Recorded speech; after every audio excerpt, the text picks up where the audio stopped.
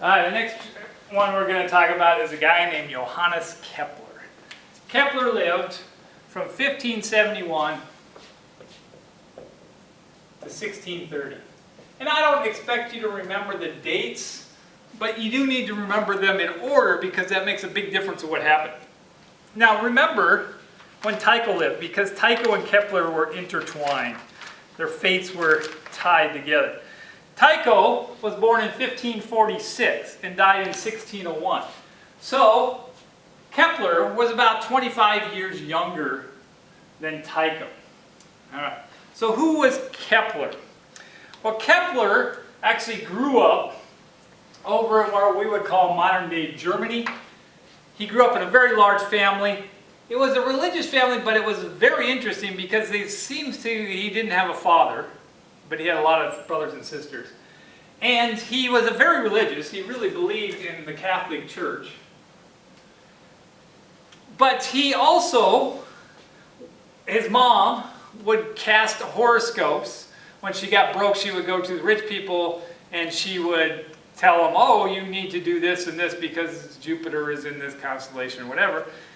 But she was also tried as a witch a couple of times, and they had to sneak out of town a couple of times so she wasn't hung or burned or whatever they were going to do to witches. And so his upbringing was kind of this running around trying not to get caught by people that didn't like him. Now once he got older, meaning he got to like 15 or 16, he was on his own. Now he did end up going to school and he kind of trained himself. He got trained in mathematics. He was a very bright guy.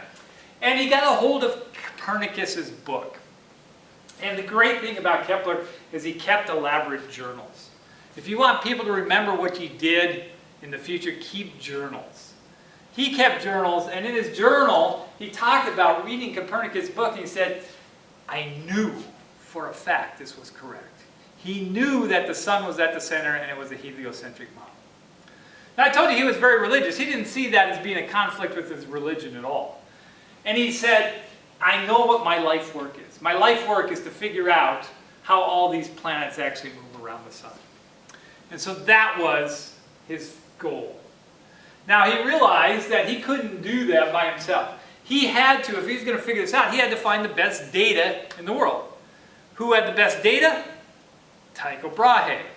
So Kepler, with no money, just with this, I'm going to go do this attitude, hitchhiked his way across Europe, showed up in Denmark, showed up at Tycho's door and said, hey, I am a young guy, I'm really smart, I'm going to figure out how the planets work. I just need to use your data. And Tycho's like, what? That's my goal, that's what I'm going to do. Why would I let you do this? Now remember, by the time Kepler showed up there, Tycho was getting on the older, getting closer to like 50 years old.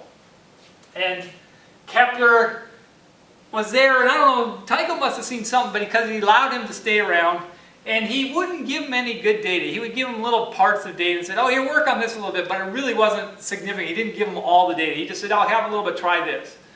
And Kepler talks about several times getting angry and wanting to just leave. It's like, you're not going to let me do this, I'm just going to leave. But then Tycho would say, no, come on, I'll give you a little bit more. And he hung around. Well, then fate took a hand. And Tycho Brahe, the story goes, now we don't know if this is urban legend or true, probably more urban legend than true, but supposedly Tycho was out partying with the king. And you got to remember, these guys are completely opposite. Tycho's the partier, loves to be out with parties, wear elaborate dress and all that. Kepler was more like you would think of him like a priest. Wore very plain clothing, did not like partying at all, would be much happier sitting, reading books, hanging out. He didn't like Kepler.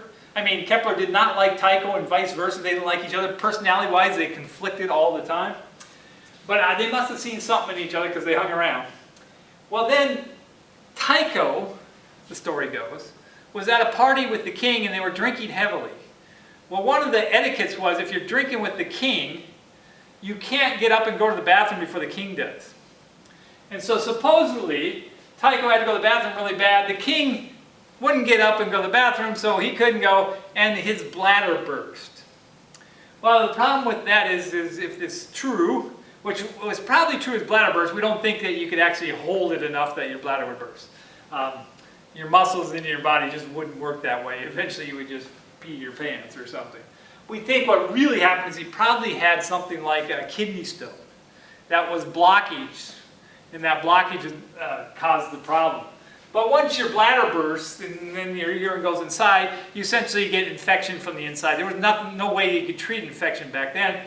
You get a massive fever and you die a few days later. And that's what happened. They brought Brahe back. He was on his bed. He had this fever. He knew he was dying.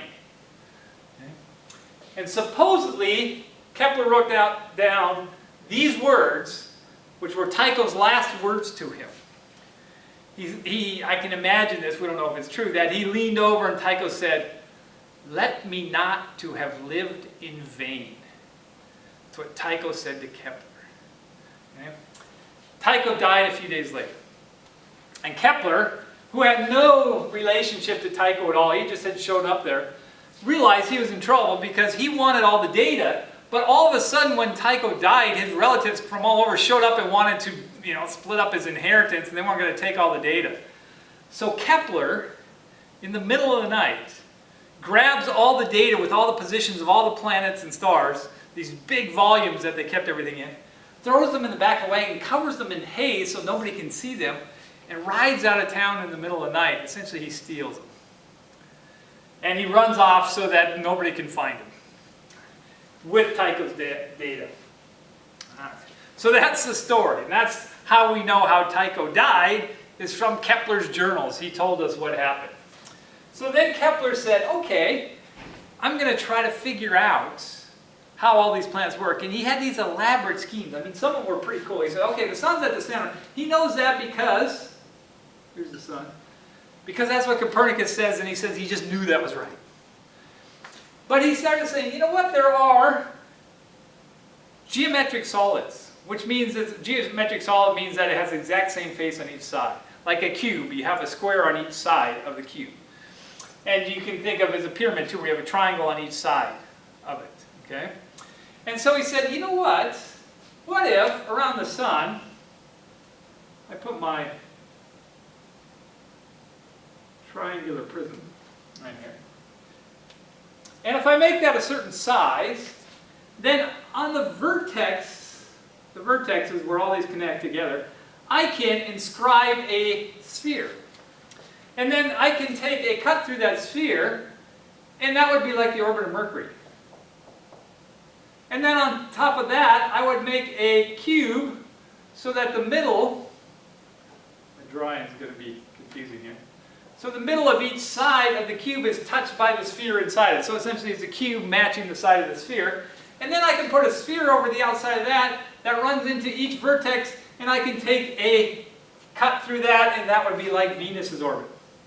And then I do the same thing with the decahedron and the dodecahedron and all these perfect solids, and I could get this elaborate scheme, and it didn't work.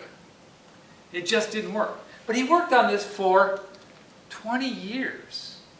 He tried to make these kinds of work in all different combinations. He believed that each of the planets was like music, and their orbits and how they moved was the frequencies of that. And he would actually have musical notes. It was just like a short phrase for each of the different planets. So it was very elaborate.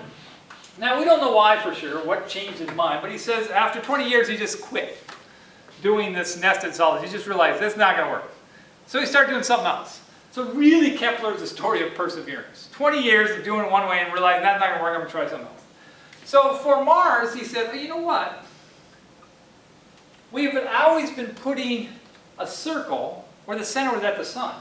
If I shift the circle so the center is over here, boy, it comes really close to hitting the orbit of Mars. In fact, it came within about 6 arc minutes of being right. If you looked at the whole orbit of Mars, it was only 6 arc minutes off. But we see in his journal that he said, you know what? Tycho, even though he didn't like him, was too good of an astronomer. He would never miss by 5 arc minutes when you could see it to an arc minute. That can't be right, because Tycho would never make that mistake. So Even though he didn't like the guy, he gave a lot of respect to Tycho. And eventually, we're not sure what clicked, but all of a sudden he realized, it's ellipses. And once he figured out that ellipses fit, then he could figure out how the motion of the planets. And so Kepler came up with his 3 laws of planetary motion.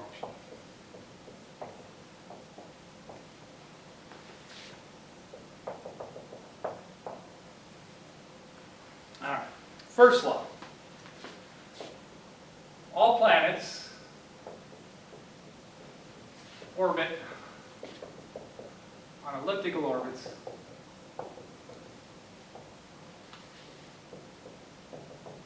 with the sun at one focus.